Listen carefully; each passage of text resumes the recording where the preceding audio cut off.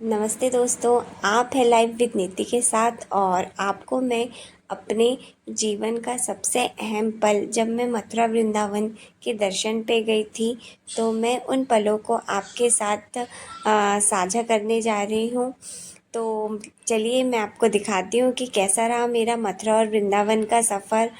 बिल्कुल भक्तिमय था और सच कहते हैं कि वृंदावन की धरती पे जाने के बाद आप नहीं रहते, क्योंकि वहाँ पे आप कहीं खो जाते हैं और आपके मन और मस्तिष्क में भगवान श्री कृष्ण और राधा रानी की छवि इस तरह से उभरती है कि आप उसे अपने मन और मस्तिष्क से निकाल ही नहीं पाते और हमेशा हमेशा के लिए वृंदावन के हो जाते हैं। तो ऐसा ही कुछ मेरे साथ हुआ। तो चलिए देखते हैं कि हम कैसे पहुँचे।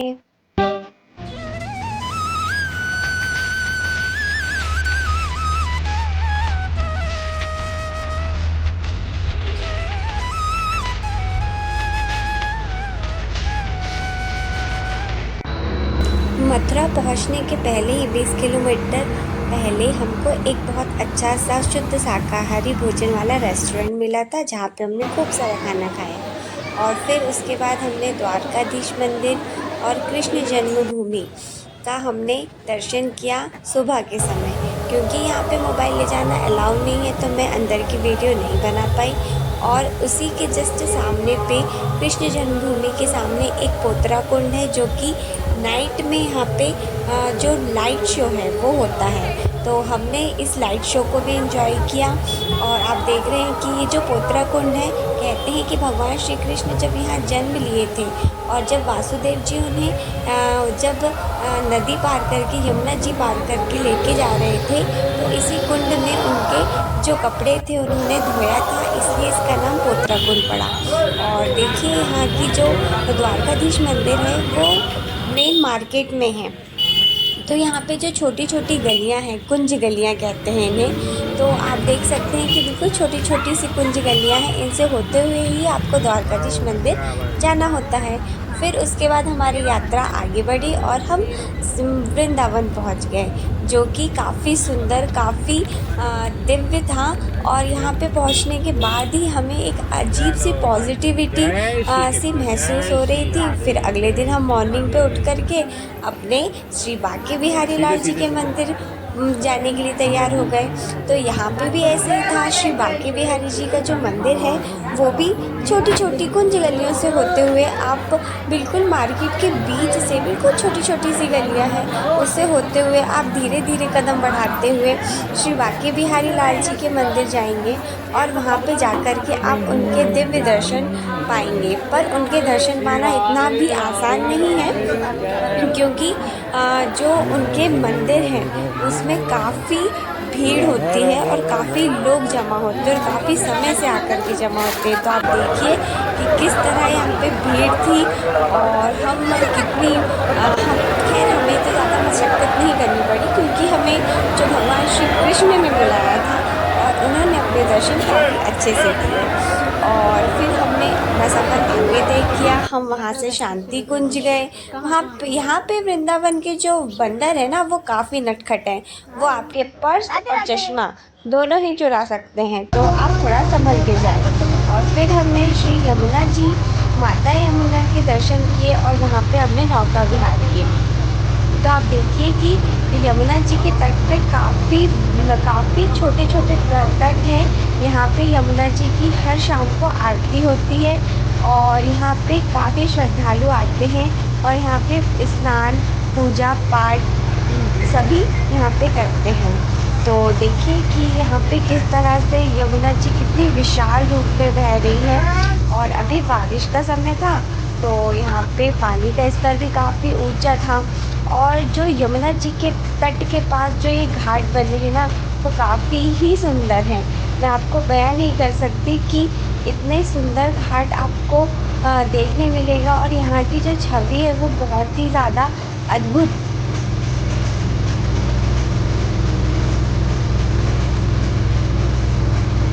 ये वाला घाट था क्या? नहीं, वैसा से अपन नहीं, वो नहीं है।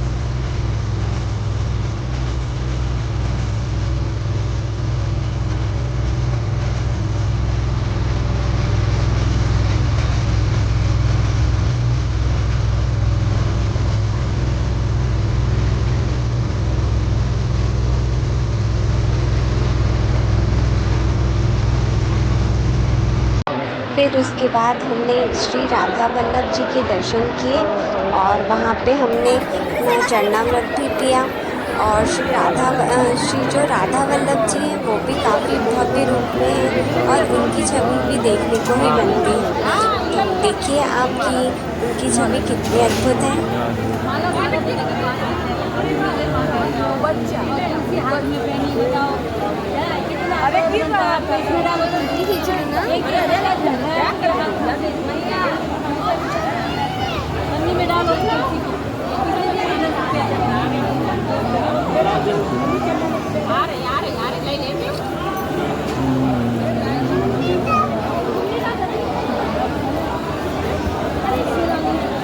फिर उसके बाद हम शाम को निकल गए प्रेम मंदिर, जो कि अपने में ही काफ़ी सुंदर है। और आप सभी ने तो अगर वृंदावन के बारे में सुना होगा या देखा होगा तो आपको प्रेम मंदिर तो आपको पता ही होगा। तो जितना ये फ़ोटो और वीडियो में नहीं दिख पा रहा है उससे भी काफ़ी सुंदर दिखता है ये मंदिर। और जितना ये सुंदर दिखता है ना उतना ही यहाँ तक पहुँचना बहुत मुश्किल है, क्योंकि आप यहाँ सामने देख रहे हैं ये जो भीड़ है वो कुछ ही है, पर यहाँ इस भीड़ से आप अंदाज़ा लगा सकते हैं कि पूरे प्रांगण में यहाँ पे कम से कम हर दिन लाखों की भीड़ होती है। और इस मंदिर में अंदर तक प्रांगण तक पहुँचना ही एक बहुत बड़ा टास्क है। और फिर जब इस प्रांगण में आप पहुँच जाएंगे तो यहाँ पे जो अद्भुत अद्भुत सी कलाकृतियाँ बनी हुई हैं, जो झांकियाँ बनी हुई हैं, वो तो देखने को ही बनती हैं।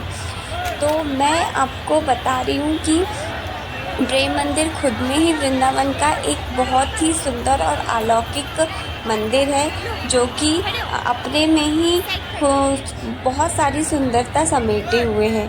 तो आप जब भी जाएं वृंदावन तो प्रेम मंदिर के दर्शन ज़रूर करें, पर आप समय पे पहुंच जाएं। और वहाँ पे सारे मंदिरों का टाइमिंग है, तो आप उस टाइमिंग को पता करके आप समय पे पहुंच जाएं और सारे मंदिरों के दर्शन ज़रूर करें। पर प्रेम मंदिर में आपको दर्शन करने के लिए थोड़ी तो मेहनत लगेगी, तो आप दर्शन कर सकते हैं। जब हमने बांके बिहारी लाल जी के दर्शन किए थे, उसी के साथ हमने वहाँ से निधि वन को भी कवर किया था। तो ये आपको कुछ हिस्से हैं जो आपको निधि वन के मैं दिखाने जा रही हूँ वीडियो में, तो आप इसे देखिए। और जो निधि वन है वो खुद में ही बहुत सुंदर है। और कहते हैं यहाँ पे जो निधि वन है, रात में राधा कृष्ण और गोपियों, ये जो यहाँ की जो तुलसी जी हैं वो ये तुलसी जी के पेड़ हैं निधि वन में बड़े बड़े। तो कहते हैं कि ये गोपियाँ हैं और रात में निधि वन में हर रात को राधा कृष्ण जी इन गोपियों के साथ रास रचाते हैं।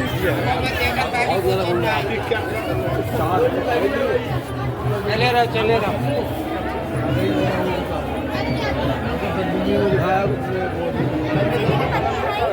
यहाँ तो है लगा कुछ है वो है तुलसी यहाँ की ऐसे ही है तुलसी जी, जब चढ़ाए थे ना तो ऐसी वाली तुलसी।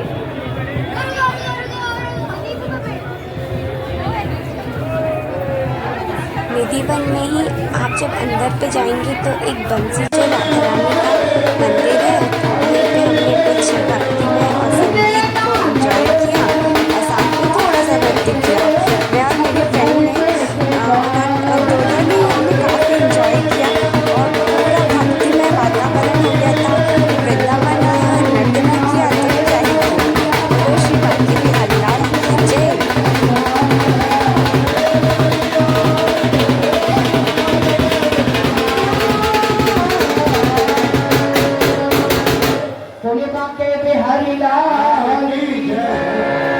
भैया सभी भक्त जो नाच रहे हैं अपने अपनी। फिर उसके बाद शाम को हम यहाँ पे चार धाम आए। ये हाईवे पे बना हुआ चार धाम करके यहाँ पे एक बहुत बड़ा प्रांगण में चार धाम मंदिर बना हुआ है।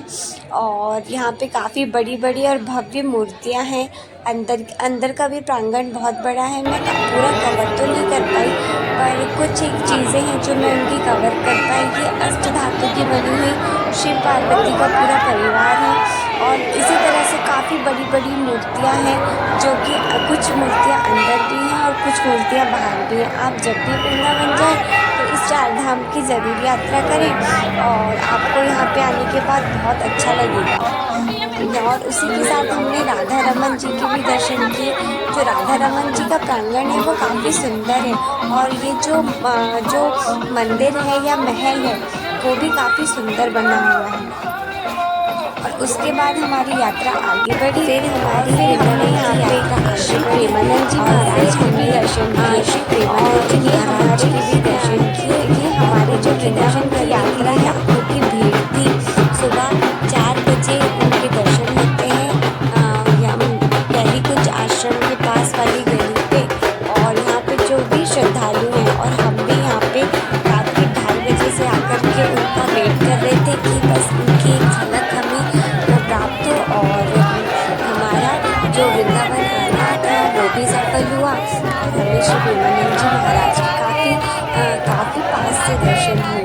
और फिर हम अगले दिन निकल गए हमारी श्री राधा रानी से मिलने। और फिर हम धीरे धीरे करके बरसाना की गलियों पर हमने अपना सफ़र आगे बढ़ाया और हम बरसाना पहुंच गए। और हमें श्री राधा रानी जी के भी दर्शन काफ़ी अच्छे से हो गए, बिना किसी तकलीफ के हो गए।